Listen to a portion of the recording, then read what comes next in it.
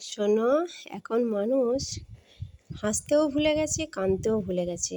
তাই একটা হাসির কথা আমি বলে যাই। এই যে এটা দেখছো, এটা কি বলো তো?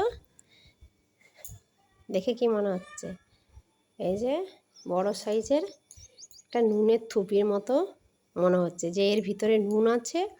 সেই কানের কাছে যেমন ফুলে গেলে কানের গোড়ায় সেঁক দেয়, গ্রামের মানুষরা তো করেই, শহরের মানুষরা করে নাকি আমি জানি না।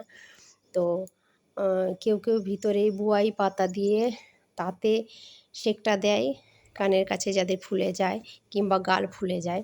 তো আমি কি করেছি দেখো, এটার ভিতরে কি আছে বলো তো? এটা বড় জিনিস, এই দেখতে পাচ্ছ? এটা এটা কিন্তু নুনের থুপি নয়, দেখতেই পাচ্ছ।